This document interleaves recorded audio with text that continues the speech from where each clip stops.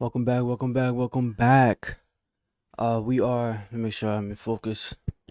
All right, let's get into it. So, two topics I want to talk about is using fear as fuel and using understanding the power of play and using fuel and using understanding the power of play and using fear as fuel.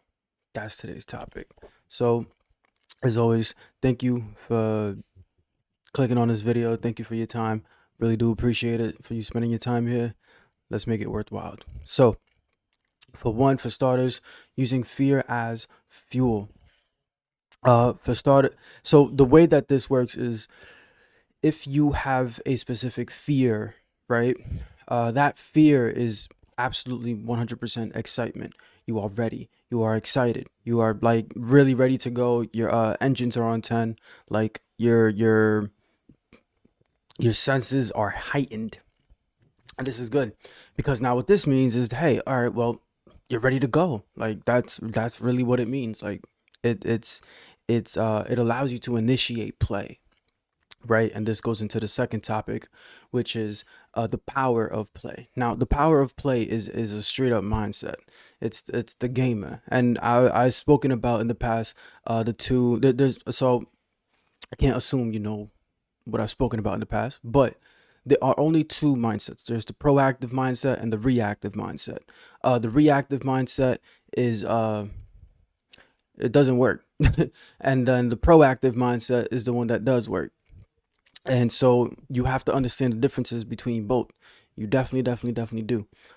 Playing works along the proactive mindset, right? There's only two mindsets. For example, there are people who spend a lot of time and energy reserving, being careful, worrying, and it's very reactive to what's going on and the things that you can do in life. Now there are proactive individuals who use hurdles as opportunities, uh who play, who use their problems, who have fun with their problems and get allow themselves to just go and discover and explore and try things out. Right now, using fear as fuel. Once again, we're gonna go back and forth between both of these is really important because now what you're doing is saying, hey, I know that there is a potential there's and that's another thing is like when you believe so deeply in your ability to play, when you believe so deeply in yourself. And this is the other half is a lot of people think that they have to go ahead and play with the craziest stuff. No, play happens in the smallest of ways. You can play with very small things. You can practice very small. You don't have to go ahead and start playing at 1,000%, although you will win. But understanding this concept is you just have to get yourself into the state of play, because that state of play is powerful no matter the size. You understand? And you just have to get comfortable with that. Now, let's say there's something new that you're trying. Let's say there's something new that you're working on, and you obviously aren't like an expert at it. You haven't had any experience yet. All right, find something small. Find any little thing that works for you and just go at it. Right, play with it. Right. The comparison to this would be, oh, you are reactive. Right now, the reactive mindset wouldn't even try. Right, and that's not where we're moving from here. That's not going to help you. That's not it doesn't help. Fear actually becomes fear for those individuals, right? For that mindset. Right now, back to being proactive. Yo, mess around, try things out, see how it goes. Right, the game therapy, playing games, is very good for you. It's very good for you. And when you get to realize this too, is like, all right, now one of the biggest problems is playing when you're tired, playing when you're exhausted, playing when you're actually being called to rest. That's a completely different thing. And a lot of people don't really understand how to rest nowadays because, well, there's so many things that tell you you are resting. To put it simply, if you need to go rest, go rest. Don't go in between playful work and what else, that in between shit that you do. You know what I'm saying? Don't do that in between. Don't do that because it's gonna mess with your productivity. If you're going to rest, rest, and when you're ready to go, go.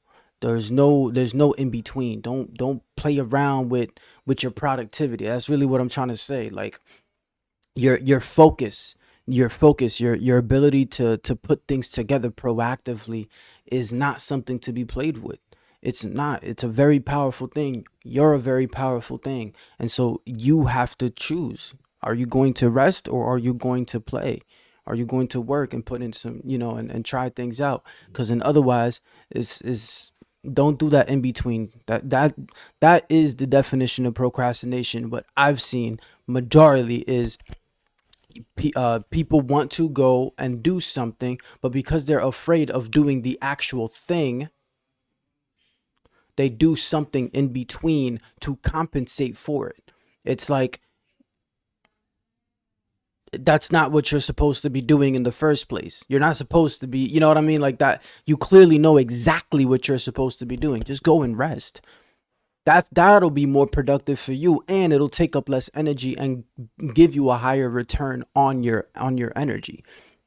You know what I'm saying? So uh pay attention to that. Pay attention to yourself when it's time for you to get things done. When how do you go about, how do like, are you wasting time doing the in between stuff? Right? Don't do that. That's not good for you. It doesn't get you far, and it wastes a lot of time because you're not even doing things at 100%. I mean, if you're not doing something at 110%, you're not really doing anything. It's and that's just like you can, and that's the thing. Like you can only really focus on one thing at a time. There is no in between. You cannot focus on something halfway. You will not be able to do it at your best. That's not how it works, right? So yeah. Yeah, and this does play and this does work together along with your level of devotion. Like it absolutely does. You know what I'm saying? Like understanding how to devote to your work, to the things that you want to do in life matter, right? Understanding how that works and understanding that, hey, by which there are only two states by which you are being productive: the still and the one that moves.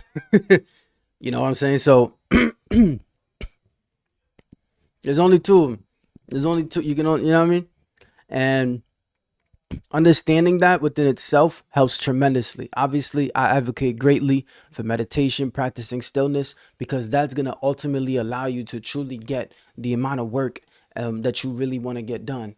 Because in understanding how to properly rest, in understanding how to properly be still and allow yourself to rejuvenate your own energy, in understanding how to do that, you will not waste time, and you will understand, and you will be a lot more powerful when it's time to get the active work going.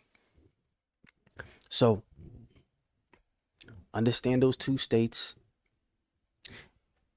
understand how that plays into your devotion so you can begin to work and chip down at your goals, at your vision, because that's very important and it's going to get you much further. Now, this is the last topic I'm going to close off with is fragmenting, lowering and making your goals like get micro goals, right? Your ability to turn a big, massive, huge vision and into something much smaller that you can achieve in this moment where it's a lot more achievable, it's a lot more reachable, it's a lot, it's a bit more sooner. Understanding how to make that gap is a great skill. Learn that. Learn how to do that. Learn how to aim 10 years ahead, and learn how to aim a month or a couple weeks in coming, right? If you could learn how to do that, you're going to be able to create a straight line. It's a lot like illustration. You look far, you look where you are, and you make that line, right? Very, very important skill to have, and great towards keeping you on track towards where you actually want to go, right? That's the last thing I wanted to talk about. Thank you so much for watching. As always, a link to the mentorship down below. Work one-on-one with me on your goals, on your vision. Two, the link to the sweater, the Vote 1.26, now available down below. And lastly, but not least, sign up for the newsletter. Stay connected with the community. Stay connected. We're doing all kinds of stuff together. Yeah. Next is, please, please, please, please, if you got anything from this episode, please leave a like. Helps get to other people and broadens our impact. Thank you. Stay blessed. Stay sexy.